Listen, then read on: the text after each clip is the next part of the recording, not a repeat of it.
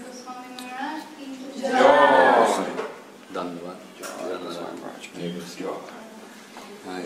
Amiya Sindhu Prabhu Ki Jai. Ocean of beauty.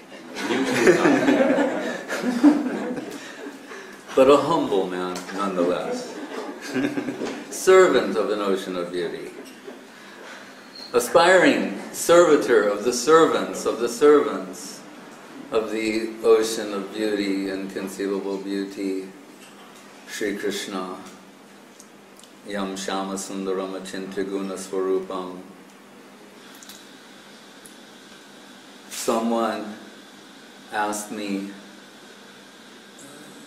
they were at the Vila Govinda, and someone had been a devotee for some time. So, I ask for questions because I'm looking for some theme of Krishna consciousness to speak about and praying for some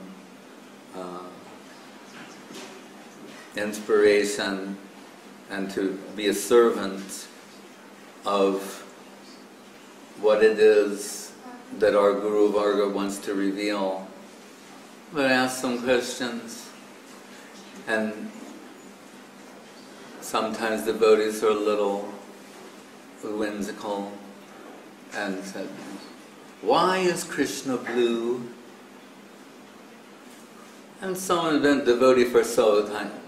We expect maybe the child will ask that question, or someone new. I said, "Why is Krishna blue?" And I thought,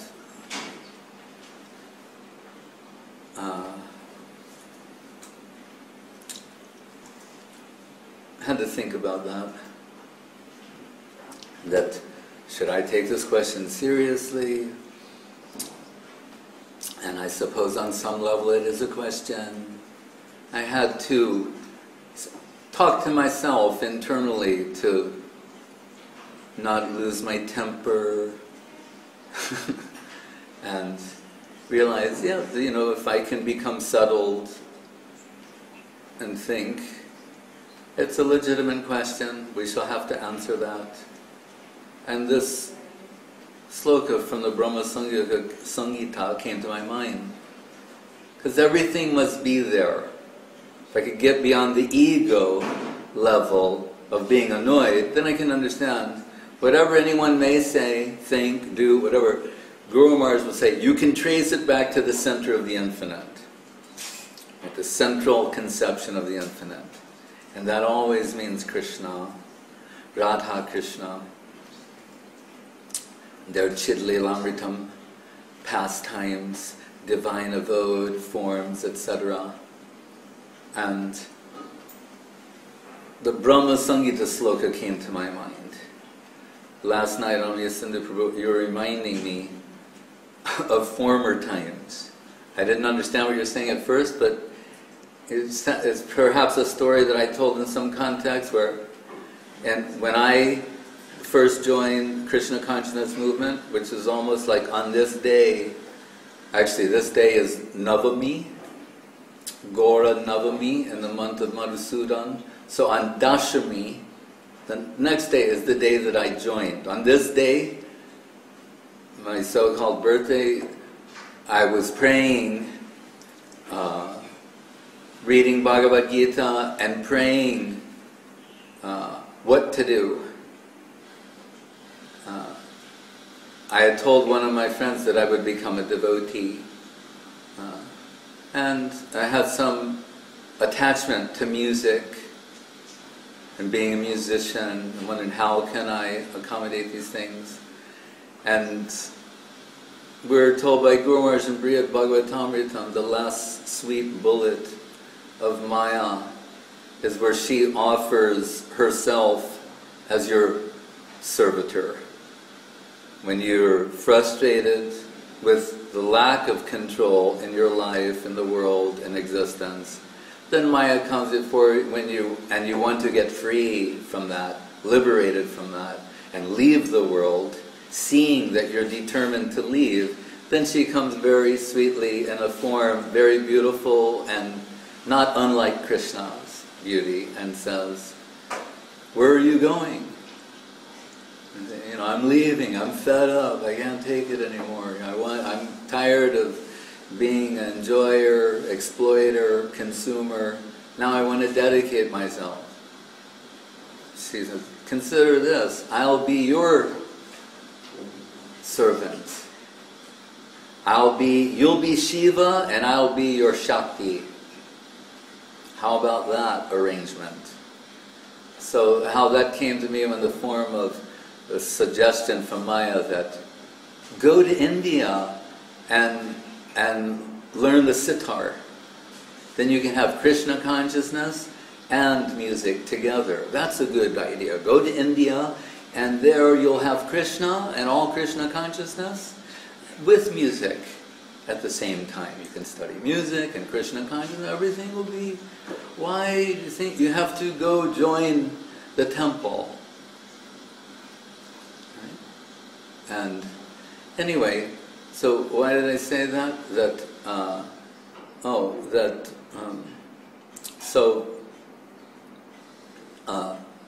When in those times when we're newly joined in Krishna consciousness, Prabhupada liked that the devotees, he had said, had 24 hours engagement in Krishna consciousness. And said sometimes the mothers and fathers, the parents, would, when they visit the children at the temple, they would say, I couldn't get them to do anything at home. And now I see they're 24 hours a day engaged. But they were thinking it's a miracle. And that would give a lot of joy to Prabhupada. And people, my parents included, they thought, he does better in Krishna consciousness than he does outside of Krishna consciousness. So they were happy, just stay in Krishna consciousness. But that idea of having seva incessantly, where there's hardly time for anything else, which is really the best way to be. I don't claim to be that way, but I remember that as you reminded me. So we had alternating duties. Everybody had to do everything. So sometimes your seva, because even though it was later to become the largest temple in ISKCON, Los Angeles, there were times when there was nobody there. I remember being the only person at the temple in the afternoon sometimes. Think of it. Those who know something about LA, where there ended up being 500 devotees. Sometimes there'd be one person there in the afternoon, mopping the floor, sweeping, cleaning, while everybody else was doing Harinam or things like that. So one of the seva, sometimes, we always mop the temple room floor at the end of the evening. So it'll be all clean when everyone comes from Mangalarati in the morning. But because we're a little sleep deprived, sometimes you mop the floor in the evening, then you put the mop down, and then pay your dandavats as you're getting ready to leave, and then in the morning the door would open, the pujari would come, and you'd realize it's time for Mangalarati, that you never made it out of the temple room. So when I was telling Amiya Sindhu Prabhu that I was more dedicated when I was younger. But that's a story, you could hear many devotees tell something similar to that. But Prabhupada, he liked that. So the reason I'm saying this is because sometimes in the afternoon, doing similar seva, we would be told that, like, if you finish everything quickly, then you can read. So reading's a luxury. And one book we're very mystically charmed to was the Brahma Samhita from Srila Saraswati Thakur, Srila Bhaktisiddhanta Saraswati Thakur, with his introduction and then the translations from his disciples under his order.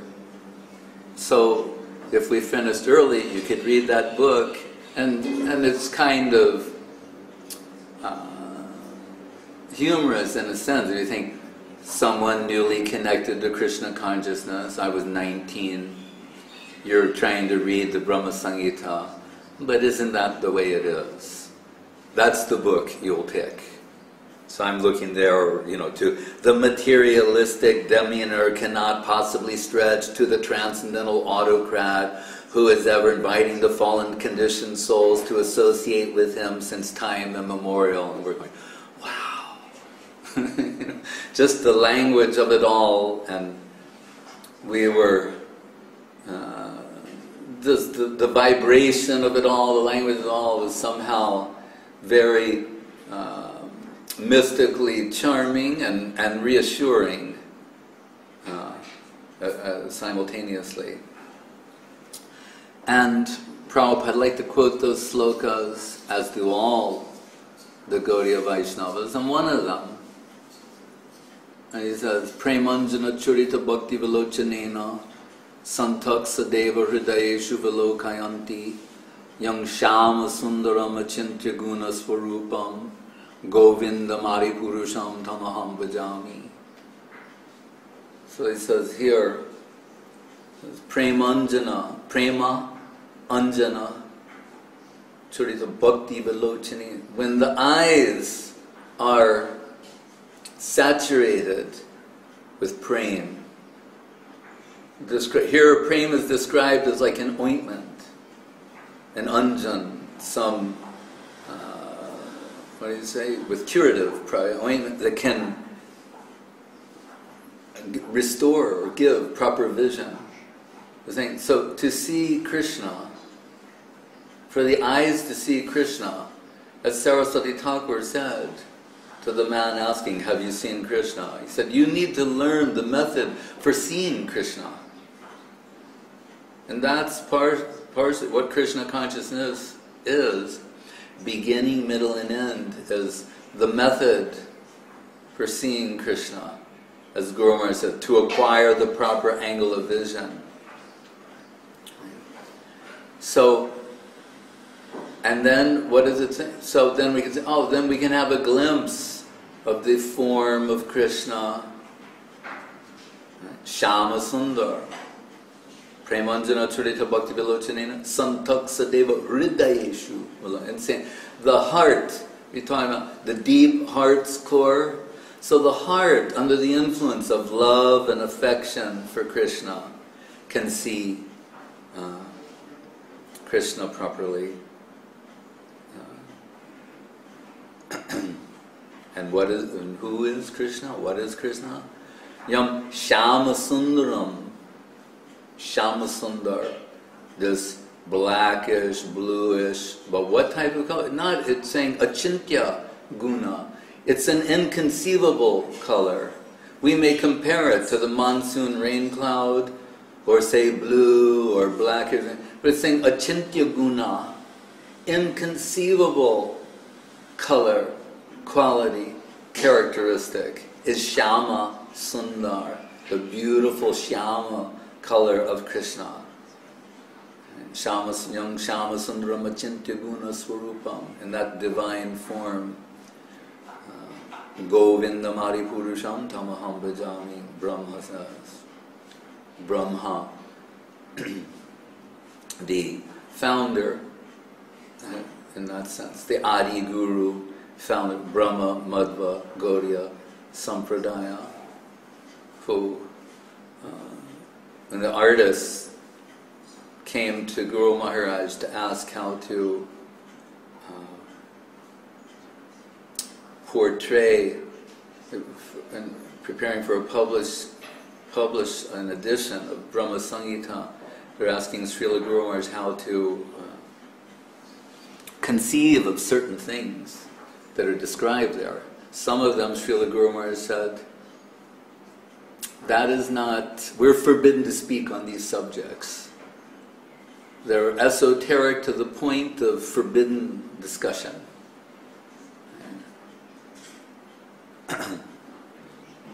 Why? Because we're so riveted to the mundane.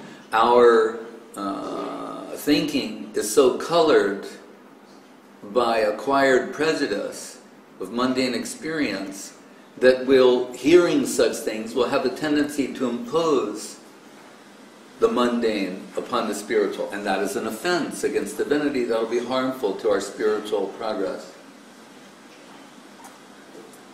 But on some other things, he said that they could.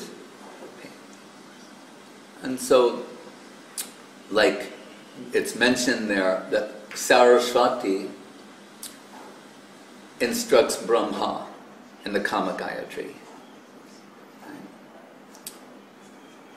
How to portray her Brahma, the situation. So Guru Maharaj told first, he said, this means Dibya Saraswati, because you have a Saraswati in the Saguna world and Dibya Saraswati of Goloka, before there's any mundane world.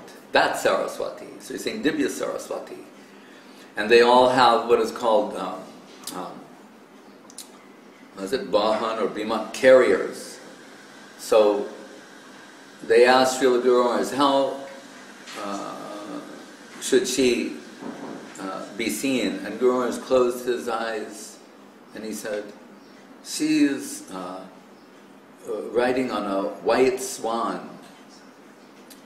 And we had the impression as though he looked, he could see into that divine realm.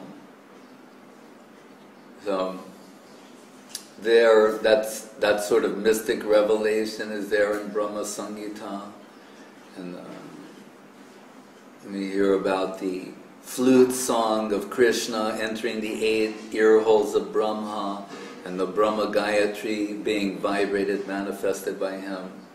And it's Srila Guru Maharaj who revealed the inner meaning of the Gayatri mantra, its hidden meaning. How that really the flute song of Krishna is singing the song of the service of the lotus feet of Srimati Radharani. A very beautiful explanation is given, and it's consistent with our understanding from the very beginning, this idea about proper seeing, acquiring the proper angle of vision, is giving the proper angle of vision. The primal Guru sloka,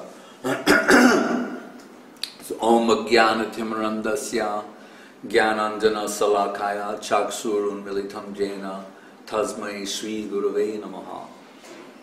Saying the eyes are cataracted by ignorance, by acquired prejudice, cannot see properly, cannot see the world properly, cannot understand my own identity and what is my place within this world. So the devotee, the aspiring servitor, is praising Sri Guru as the one who removed the cataractus eye of ignorance with like laser light, surgical removal.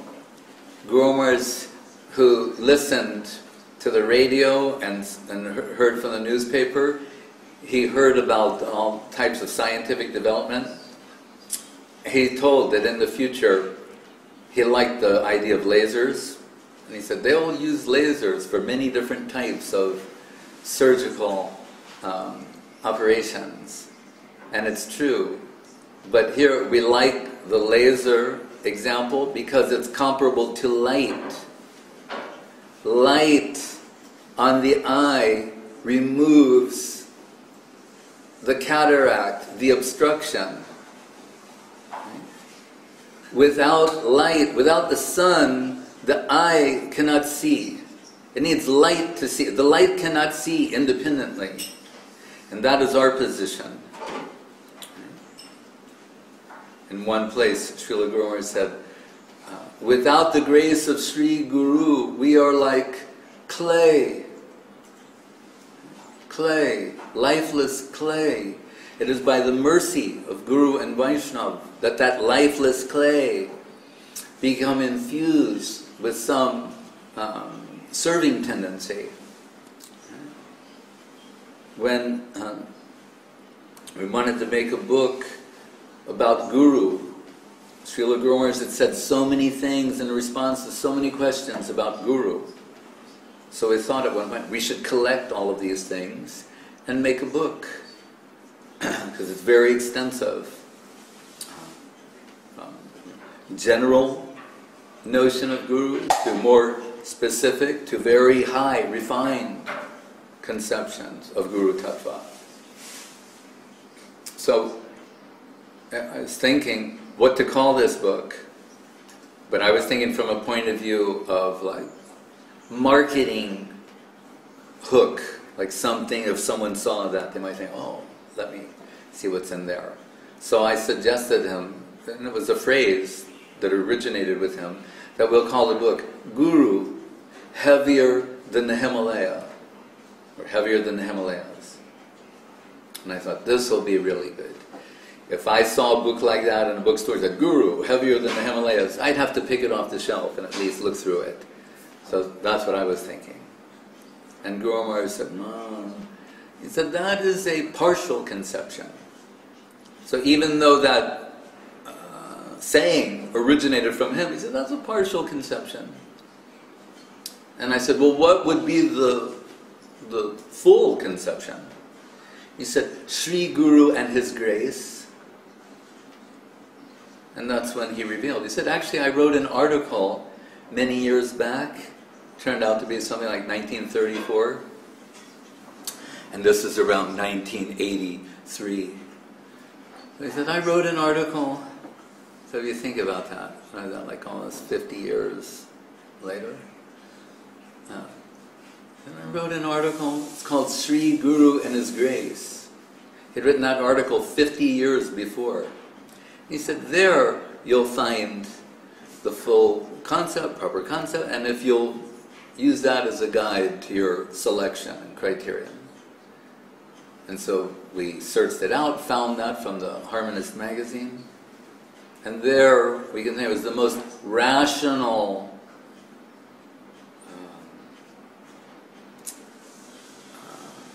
explanation or case made for the acceptance of Guru. Beginning with Srila Guru Maharaj telling, to err is human, to err is inevitable for all being not perfect. Still, there is an element within us that seeks perfection, but it's very weak, otherwise we would have achieved it by now. It's very beautifully presenting this notion. And you think, so this tendency, recognizing our own shortcomings, and this is the foundation of spiritual life, spiritual aspiration, is recognizing our own deficiencies, a candid assessment of our situation. So recognizing our own imperfections, right?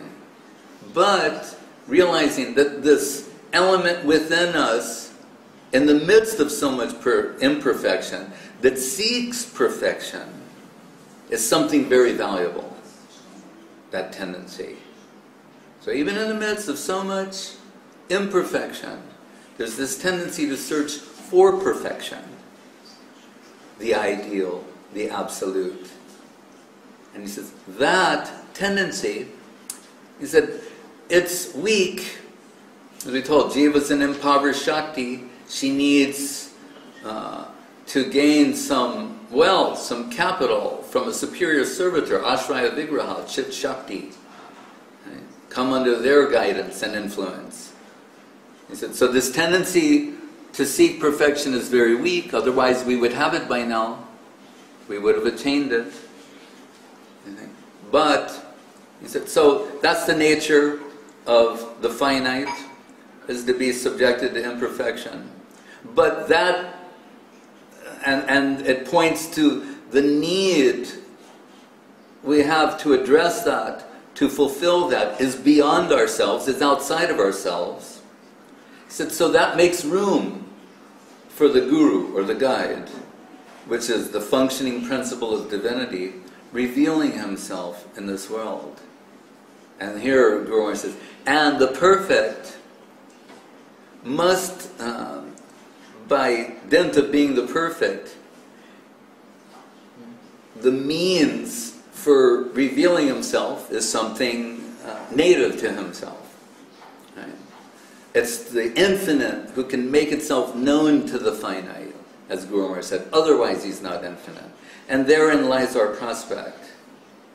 And that's the beauty, mysterious charm of Krishna consciousness, is coming in connection with the infinite, the Supreme Lord, the Supreme Absolute Truth, reality of the beautiful, by connecting with his agent, divine agency, Sri Guru, the divine guide.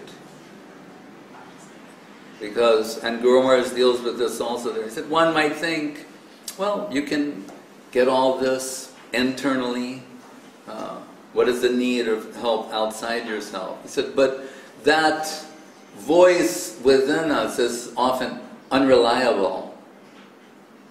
We cannot discern the voice of God, the voice of divinity, from our own speculative imaginings or wishful thinking or selective remembrance.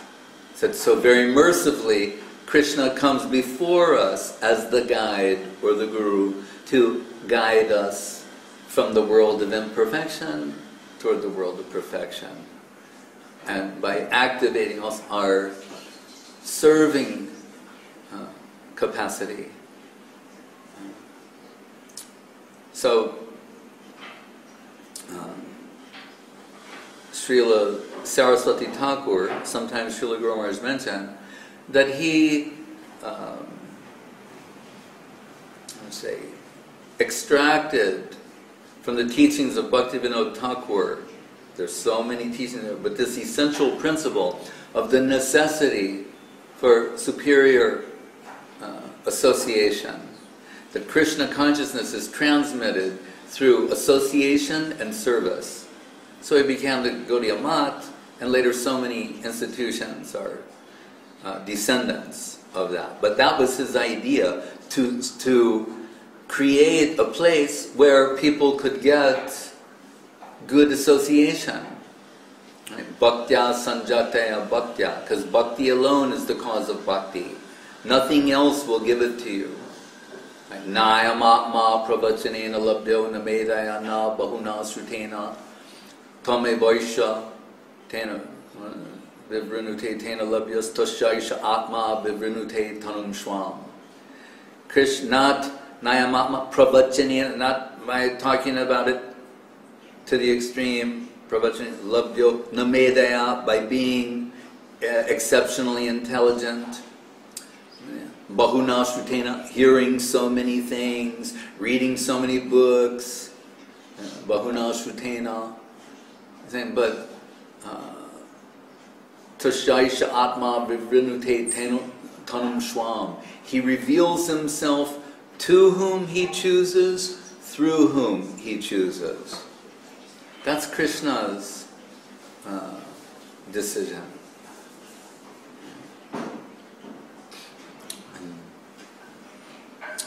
So, our good fortune is to come in connection with the holy lotus feet of His Divine Grace, A.C. Bhaktivedanta Swami Prabhupada, His Divine Grace Srila Bhakti Rakak Sridhar Goswami, His Divine Grace Srila Bhakti Sundar Govinda Dev Goswami Maharaj. This triumvirate of Maha Bhagavata servitors of the highest order, whose sole happiness in life is extending Krishna conception to others.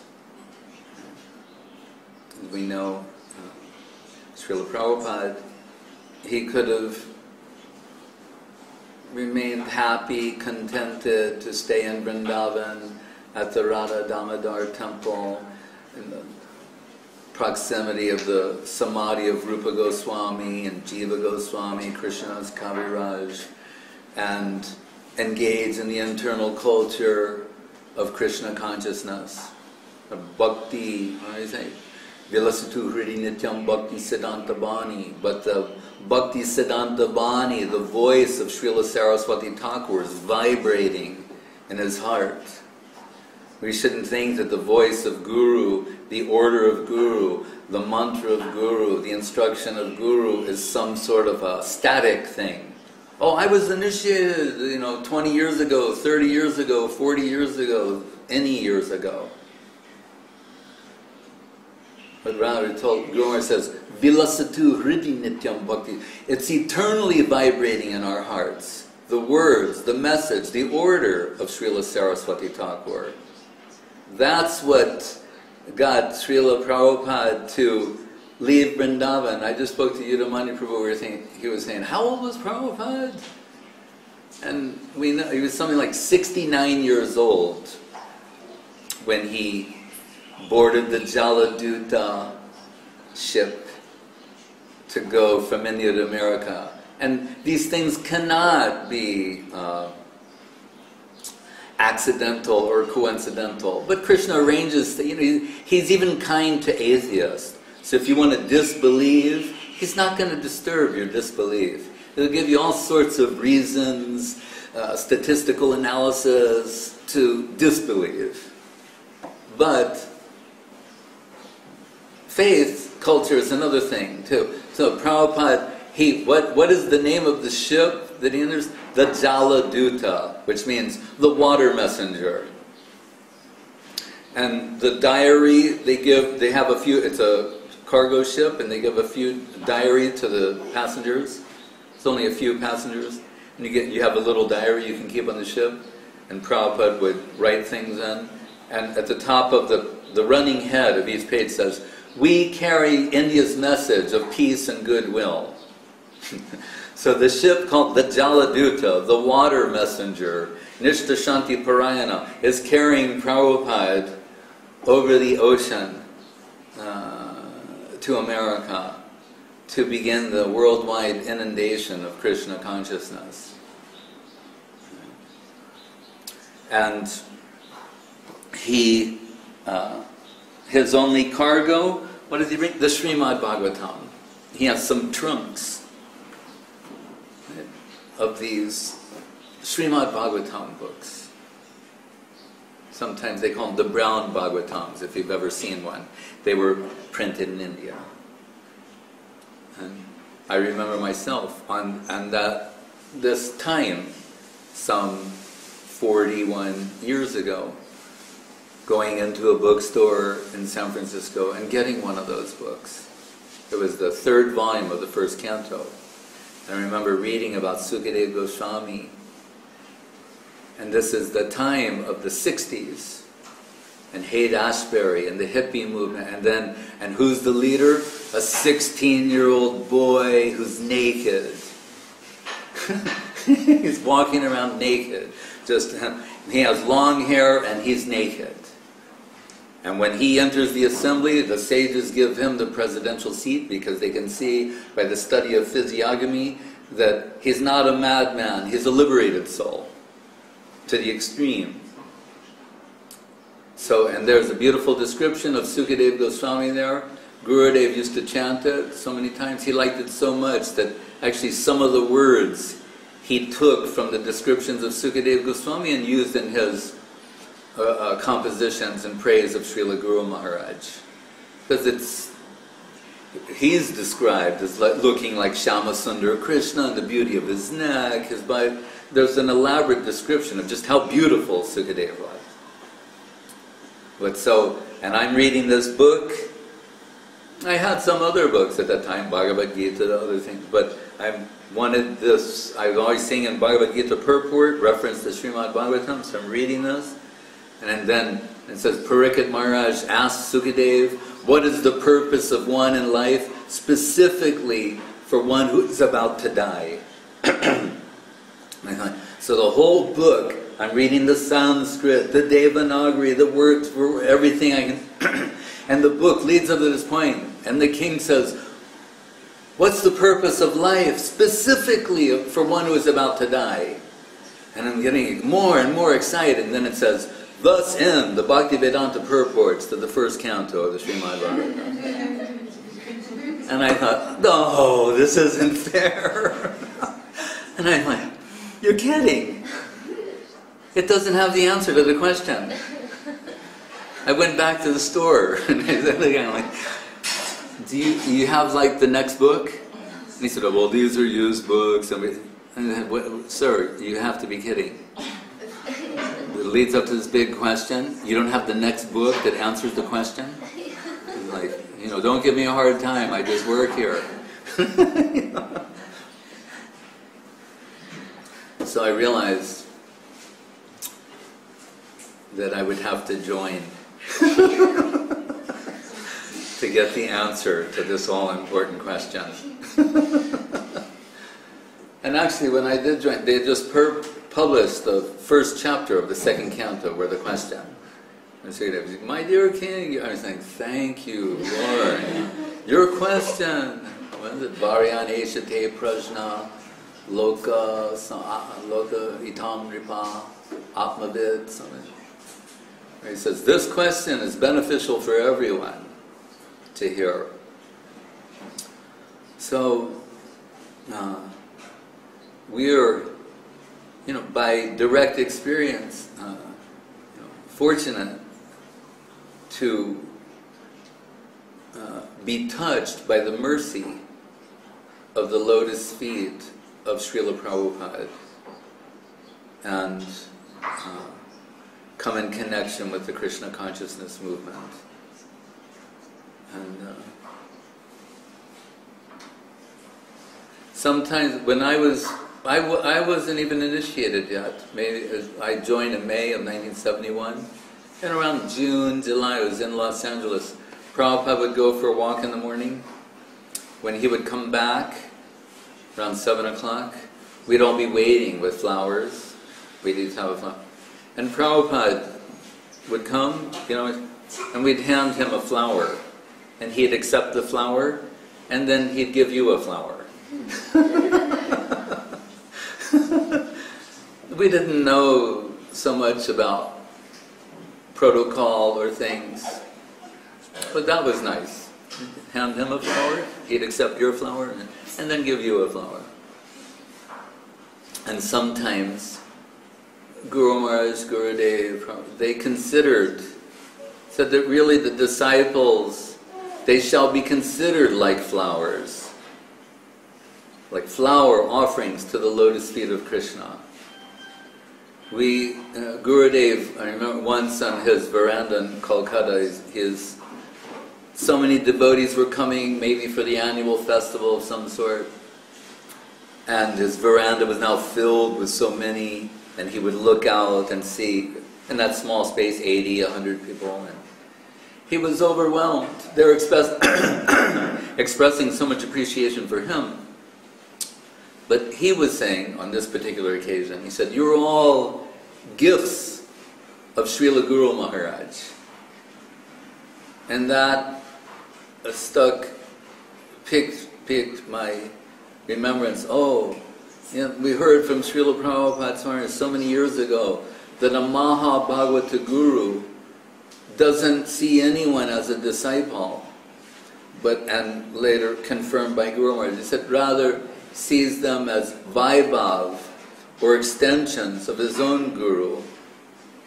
Right? As when Saraswati Thakur first encountered Bhaktivilas Tirtha, Kunja Babu, and maybe Saki Babu and Sonali. They were, on the time of the disappearance of Gaura Babaji Maharaj, Saraswati Thakur going across the water, they were sent looking for Gaura Kishore's only known disciple, and Saraswati Thakur said he saw Gaura Babaji Maharaj coming to him. But these were his future disciples. So he saw them not as disciples, but as Vaibhav, extensions of Gaura Babaji Maharaj. And there was an instance where a devotee named Bhagavad Janananda, some particular Mahat, a disciple of Saraswati Thakur, he left the world, and then Saraswati Thakur was found to be lamenting and crying. And the devotees were wondering, Prabhupada, what is wrong? And he said, Bhakti Vinod Thakur came to me and I could not recognize him. So he believed that Bhaktivinoda Thakur, through that man, had appeared to him. And he said, and I couldn't recognize him, and now I'm here lamenting. And he then named one Gaudiya Mat, the Bhagavat Jana Nanda Mat, Bhagavat Jana Gaudiya Mat, in honor of him. So, Srila Guru Maharaj reminded us that we may think the position of Guru is one of,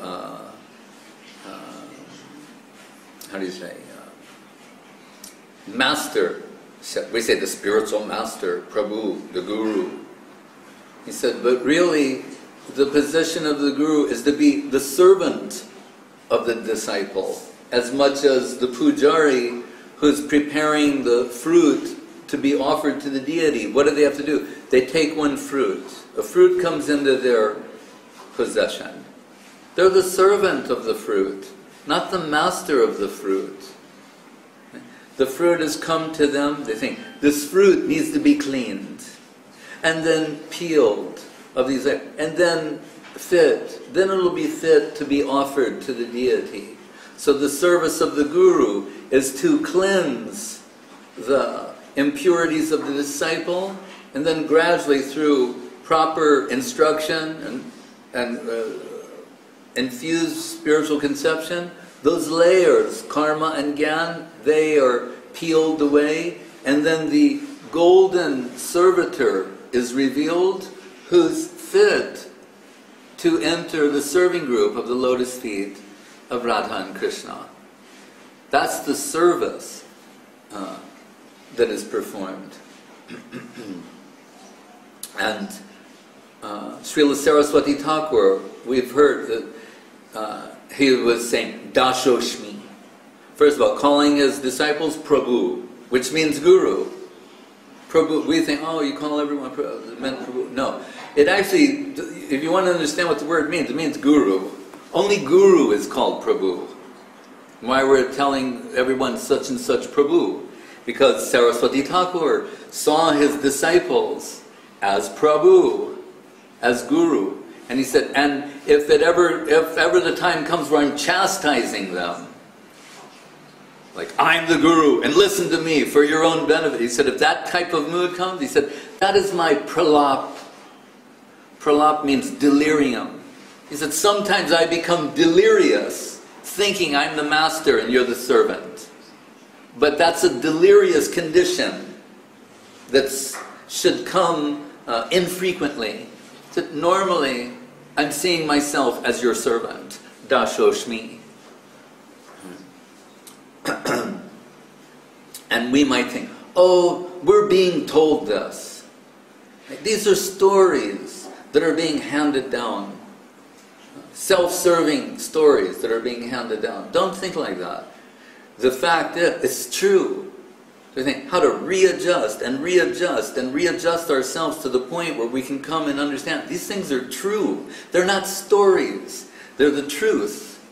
The truth is being extended to us. And it's only being limited by our disbelief or causeless unwillingness to believe.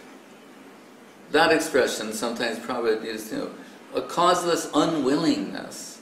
Where does it come from? Guru Maharaj is called the anti-Krishna tendencies we have acquired. Where do they come from? It's so unfortunate. But our good fortune, Bhagavan Jeev, is to come in connection with the lotus feet of Guru and Vaishnav. That all good fortune. And Guru Maharaj said, that in the end of that Sri Guru preface, that he said, when the gentle hand of Sri Guru wipe away all the tears of the suffering souls in this world. That is why Krishna is manifesting himself to us as Guru.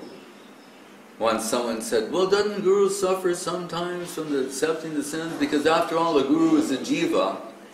Guru Maharaj said, the Guru is not a jiva. He's not. He said, Guru is not jiva. Guru is Krishna. His divine agency descending through the inspired side of a particular Vaishnava. But don't think Guru is a jiva. Right? What do we sing in the song? Sakshad Hari Tena Samasta Shastre. Directly. You have to see directly Krishna. Don't look to the background. Nagna Matrika Nyai. Think, oh, my mother was once a naked girl. That won't be good. No mother will tell her, yeah, that's how I want you to think. When you think of me, when you think of mom, no. We see as mother, the nurturer, the one who's, nurturing us. Guru, divine agency, descending through a particular agent. Sakshad Haritena Samasta Shastre. That's the top of Yateva. Then we're told what? And on a closer examination, Kintu Prabhoya Priya Eva Tasya. Prabhu Priya, Achyuta Priya, means Radharani herself. Who can reveal Krishna but Radharani? You say, well, Krishna's will has to be there in the background. That's true, but what will be the agency? Radharani. Guru said, Radharani, faith is the halo of Radharani. It means Radharani reveals who is Krishna. Radharani reveals the service to Krishna. Hare Krishna. That first temple I walked into was called Sri Sri Radha Krishna Temple. And I thought, well, this is interesting. They're saying Krishna, he's God, but before Krishna comes Radha. So it's a Sri Sri Radha Krishna Temple. This is very sweet. And they're not just saying the name of God. They say Hare Krishna. They take the name of Radharani first and then say Krishna's name. This is very sweet and charming and profound and real. It's the way. Prabhu Priya, the one who's most dear to Krishna. We'll say, well, Guru, of all the Vaishnavas, the most superior Vaishnava will be Guru. Okay? And therefore our Gurudev is most dear to Krishna. Yes, Saraswati Thakur said, up to my Guru, I mean from Krishna, up to my Guru, there's perfect Krishna consciousness. Bhaktivinoda Thakur, Guru Jana Shire Puna Shobhapai Shataguna. If I look at my Guru, I mean conceptually, substantially, I see 1,000 times bright the lotus feet of Krishna above the head of Guru. So Prabhu Priya, and we go deeply. Saraswati Thakur is concluding marks in Charitamrita. He said, when I look at Bhaktivinoda Thakur deep, Gorgashoras Babaji Maharaj deep, I see Radharani and Lalita. Radharani and Lalita Saki. Gadadhar Pandit and Swarup Damodar. That's his vision. Right? Radha Bharadbhava. Why did Saraswati Thakur fault Lalita Prasad, his brother? Because he thinks Bhaktivinoda Thakur is his father. Father conception. Saying whom he should have seen as Radha. He made a mistake and saw Radha as Baba. It means like daddy. Right? How fine. 2 sons, both descended from Bhaktivinoda Thakur. One Sahajya misconception. One pure Krishna consciousness. But in Lalita Prasad's defense, how can we offend him? We're just repeating what we've heard. We don't mean to. But in his defense, Guru Maharaj said, when he heard the Bhaktivinoda Viroha Dasakam, Guru Maharaj's praise of Bhaktivinoda Thakur, he liked it very much. So, if it brings people to the service of the lotus feet of Bhaktivinoda Thakur, then Lalita Prasad can forgive us, these children, for saying these. We're like those little children who kick people. We have a few of them here. And then they hide under their mother's skirt. So we're like that. And Prabhupada once said, when people say, oh, you're disciples, a bunch of fanatics, and they just say so many offensive things to people, and I'm here to say that's true. I've done that so many times, hopefully less, as time goes on. But Prabhupada said, oh, please, what they have is so valuable, they're so protective of it. So don't mind it. You please, you forgive them. If they, that was his way of dealing with it. Once, the first time I went to India, Prabhupada got our visas for us. You see, more affectionate than a father. He got our visas. He goes to the Indian embassy and got visas for 30 devotees. I was part of that group. And while there, he blasted the Indian ambassador. Just blasted him. And then he came out. And he'd never had a 7-Up before. And he was thirsty. And this is in New York. There's some guy like selling pretzels on the street, Italianizes 7-Up, and probably says, do they have Limca? And they go, no, probably don't have Limca, but there's a soda drink called 7-Up. You know? All right, and they gave him, probably drinking, pouring in his mouth, and he goes, do you think that I spoke too strongly? And everyone's, oh no, Prabhupada, what you said, but everyone was thinking, God, did he blast that guy? No, Prabhupada. And Prabhupada said, yes, it was strong. He said, I can do that. I'm an old man. They'll take it from me. He goes, but if you do that, they will beat you. Because he knew, whatever he did, we're going to imitate that. Then we're 30, we're going to march in and blast the Indian ambassador. Because we're disciples of Prabhupada. So he's cautioning us not to imitate him.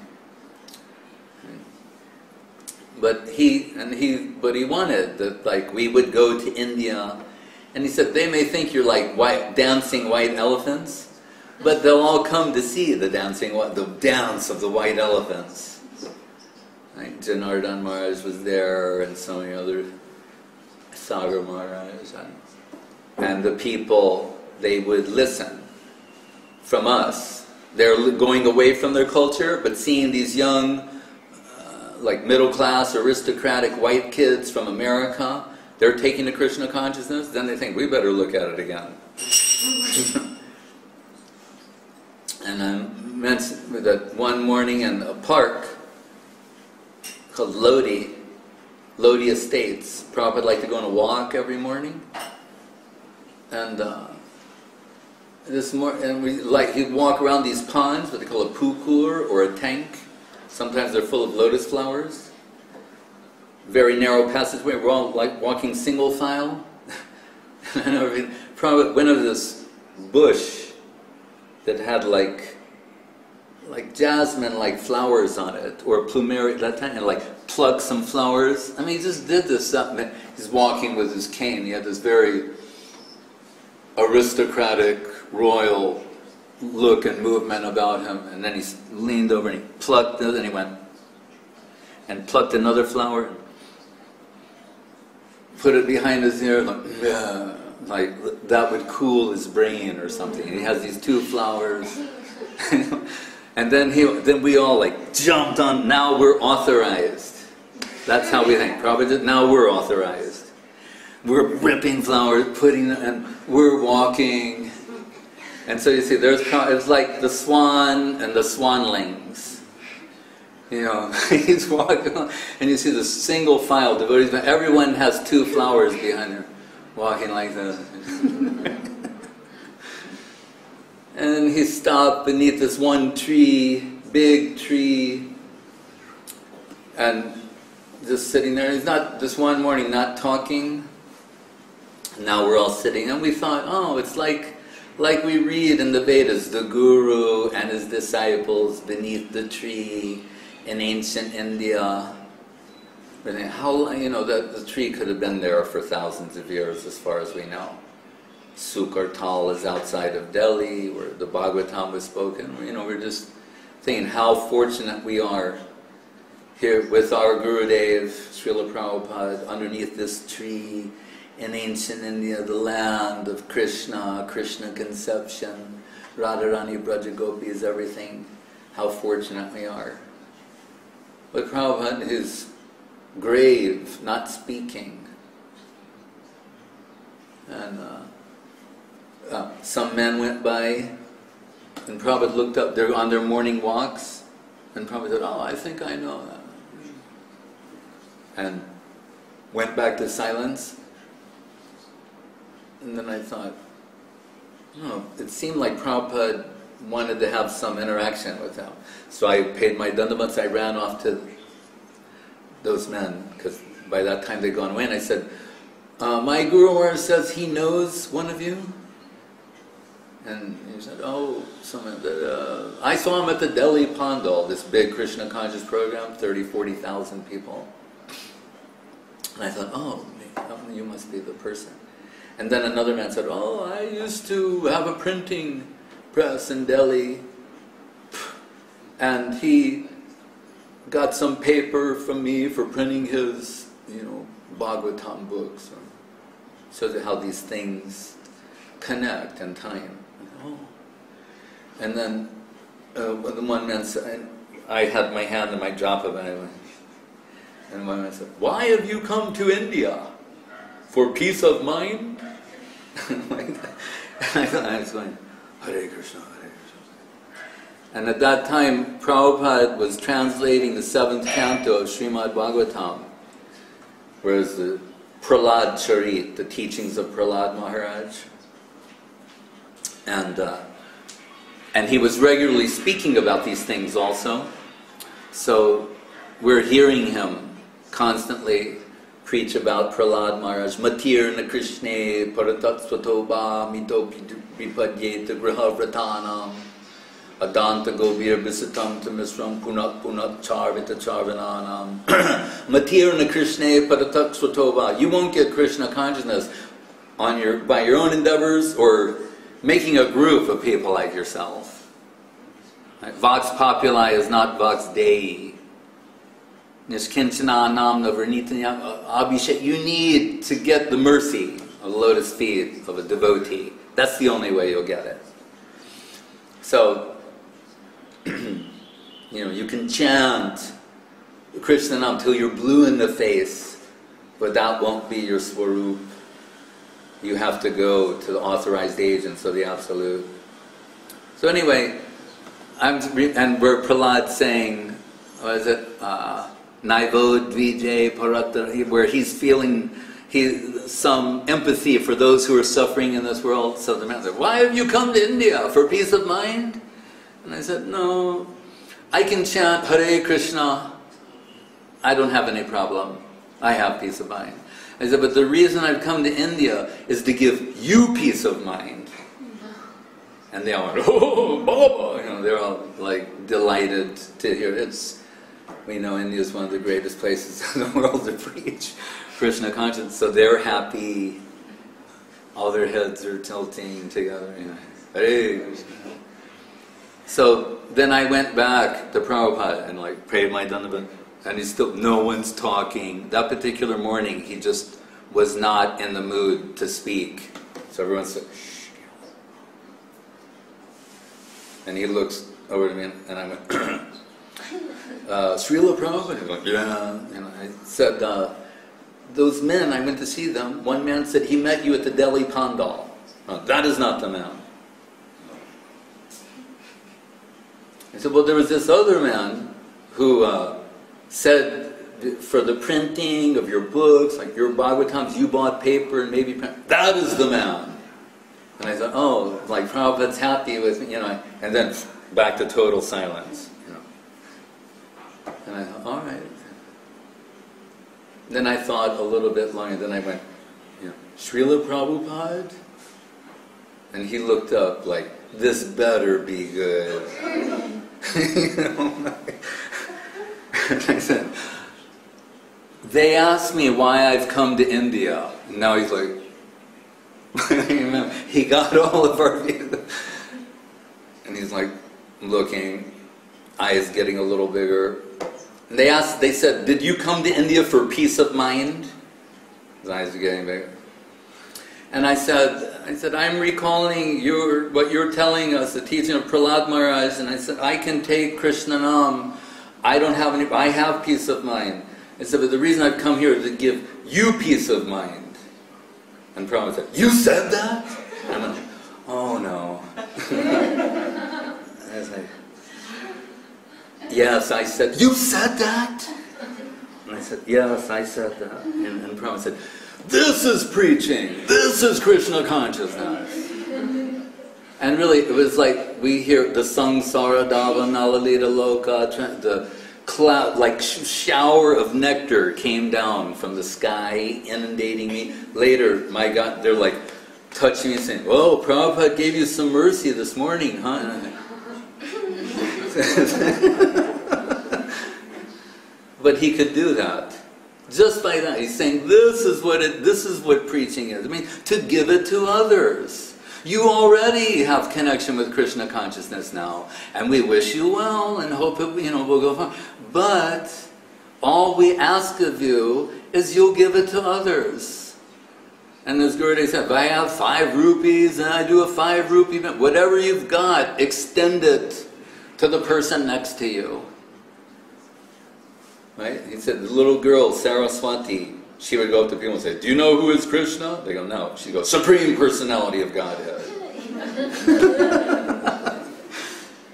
That is preaching.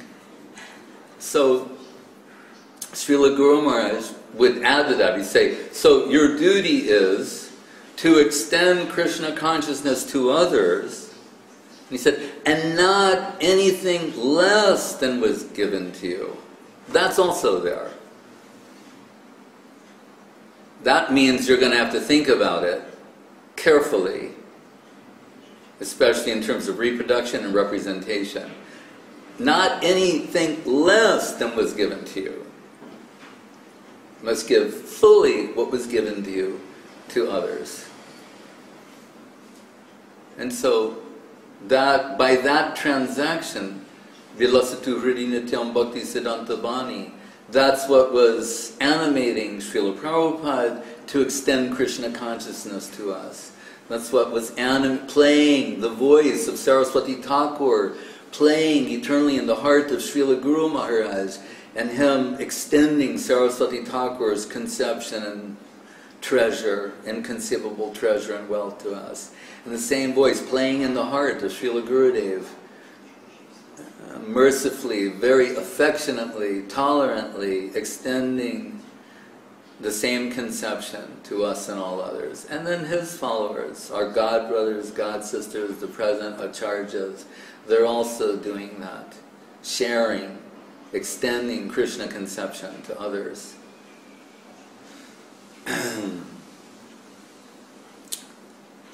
So,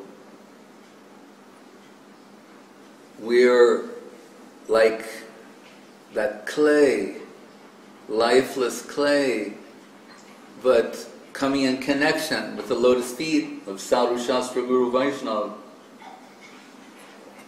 Something valuable has been infused within us that we can reasonably extend or share with others. So that's our hope, it's our aspiration that we can become useful in the service of the lotus feet of Guru and Gauranga. And we know with Srila Guru Maharaj, such high things he's giving, and he's like to, in a small circle, share a high thing. We don't pretend that we know that, or that we fully understand that. As Gurudev would sometimes say when he was on, he'd say, I am not perfect, I am a fallen soul, conditioned soul, no doubt, but my Guru Maharaj, he's perfect, and he's told this or he's told that. When Mahaprabhu is in Sanatan Shiksha, instructing Sanatan Gosvami, and he's saying that Sanatan Goswami, after 60 explanations of the Atma Rama, says, this is divine, this is not human, this is not human intellect, this is divine revelation. You are Krishna. And Mahaprabhu said, Sanatan, why are you giving so much praise to me?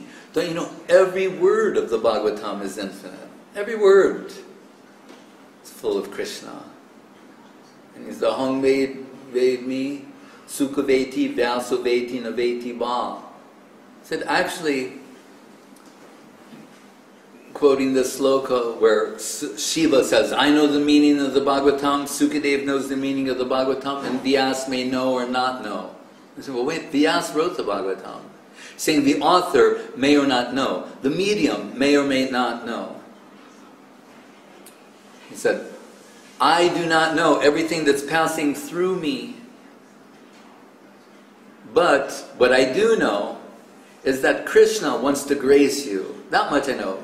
Krishna wants to grace you through me. So many things are passing through me to you. That much I know. But the full extent of what that is, the full understanding, that I don't know. It's beyond me.